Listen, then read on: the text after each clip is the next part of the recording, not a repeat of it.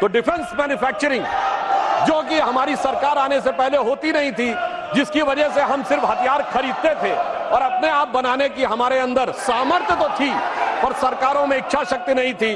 और अब स्थिति ये आई है कि अब 1 लाख करोड़ रुपए की डिफेंस मैन्युफैक्चरिंग इस सरकार के कार्यकाल में हो रही है। डिफेंस एक्सपोर्ट हमारा 18 गुना बढ़ा है और सभापति महोदय 500 हमारे डिफेंस के ऐसे प्रोडक्ट हैं जिसे सरकार ने निर्णय लिया है कि इनका इंपोर्ट बैन, यानी जो पहले विदेश से आते थे वो 500 प्रोडक्ट भारत में ही बनेंगे इक्विपमेंट, और वो विदेश से नहीं लिए जाएंगे।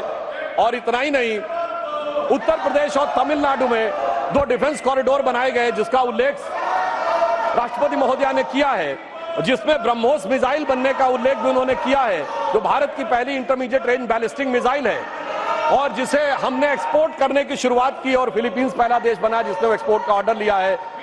सभापति महोदय, मैं उत्तर प्रदेश का रहने वाला हूं, वहां ब्रह्मोस मिसाइल का कोई पार्ट बने, कोई कंपोनेंट बने, ये अपने आप में कितने बड़े गर्व का विषय है। मुझे याद है कि हमारी सरकार, मोदी जी की सरकार आने से पहले उत्तर प्रदेश की छवि क्या बना के रखी गई थी, सिनेमा क्या बनता था उत्तर प्रदेश पे, जिला गाजियाबाद, लखनऊ सेंट्रल, तो सीरीज बनती थी मिर्जापुर, तो ओंकारा में मेरठ की गैंगवार, तो बाबर फिल्म में कानपुर की गैंगवार, तो कंपनी फिल्म में दिखाया जाता था कि जैसे कि मुंबई का सारा जो माफिया है वो पूर्वी उत्तर प्रदेश से आ रहा है।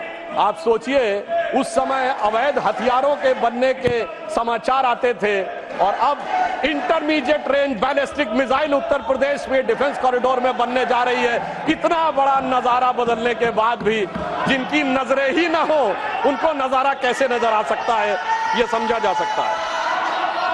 अभिभाषण के बिंदु क्रमांक 17 में राष्ट्रपति महोदया ने भारत के पब्लिक सेक्टर बैंक्स के बारे में अपना विचार व्यक्त किया है, जिसमें विशेषकर मैं सिर्फ 3 का उल्लेख करना चाहूंगा। State bank of India, life insurance corporation of India और हिंदुस्तान एरोनॉटिक्स लिमिटेड। ये तीनों इसलिए कि इनके बारे में केवल 1-1.5 साल पहले बहुत वितंडावाद मचाया गया। अपनी सीट पर जाए प्लीज, अपनी सीट पर जाए प्लीज। मात्र 1-1.5 साल पहले बहुत वितंडावाद मचाया गया कि एसबीआई डूब रहा है, एलआईसी डूब रहा है और पब्लिक सेक्टर बैंक्स नीचे जा रहे हैं। राष्ट्रपति महोदया ने बताया कि इस साल पब्लिक सेक्टर बैंक्स ने 1,40,000 करोड़ रुपए का मुनाफा कमाया है, जो आज तक कभी नहीं हुआ था। पिछले क्वार्टर में स्टेट बैंक ऑफ इंडिया का मुनाफा केवल 1 तिमाही का 21,000 करोड़ रुपए है, जो प्राइवेट और पब्लिक सेक्टर सारी कंपनियों में मिला के सबसे ज्यादा है। पहली बार एसबीआई ने रिलायंस से भी ज्यादा मुनाफा कमा के दिखाया है। एलआईसी का पिछले क्वार्टर का मुनाफा 19,000 करोड़ रुपए है, जो एलआईसी का ऑल टाइम हाई है। और मैं ये भी बताना चाहता हूं कि हिंदुस्तान एरोनॉटिक्स लिमिटेड, माननीय एलओपी कुछ बोलना चाहते,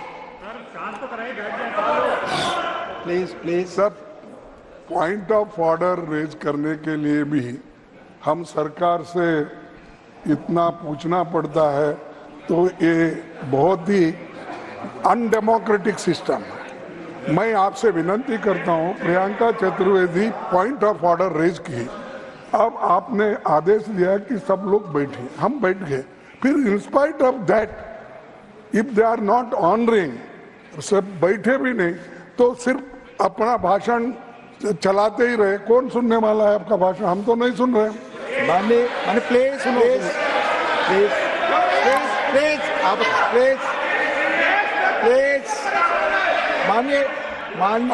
देखिए सर, माननीय आप मैंने आग्रह किया है सभी लोग अपनी सीट पर जाएं। जब तक नहीं गए थे आपने कहा मैं मौका दे रहा हूं, प्लीज माननीय लोगों को बोलने दो। पॉइंट ऑफ रेजर किए हैं, आप बैठे। पॉइंट ऑफ ऑर्डर जो भी है, जब बाहर लोग थे यू अलाउ देम, मैंने कहा allow he has to will. नहीं, पॉइंट ऑफ ऑर्डर उठाना चाहती है प्रियंका जी, आप सहमत हैं? Point of order, Priyanka ji, point of order आप तय करिए। Point of order.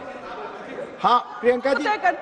Chairman sir, right now please sir, why should he, किस नियम के तहत, कौन सा? सर, मैं बिल्कुल आपको नियम भी बताऊंगी sir, and I am also member of Parliament and I have been given this right sir to raise a point of order. Yes. It is unfair that I have been screaming non-stop and the members of opposition have been asking you to yield. Please, Sir, point number 259. Sir, point number 259. Yes. Chairman to preserve order and enforce decisions. The chairman shall preserve order and shall have all powers necessary for the purpose of enforcing his decisions. Sir, we have been protesting non-stop. We cannot hear what he is speaking. He is being allowed to speak while we are not being allowed to even raise a point of order. Isn't it your responsibility, Please, sir, please. with all due respect, Please, I know the rules. Please, that please even take the your seat. opposition voices can be heard? Please take your Yes, seat. I will sit down, Please sir. allow. This is not point of order.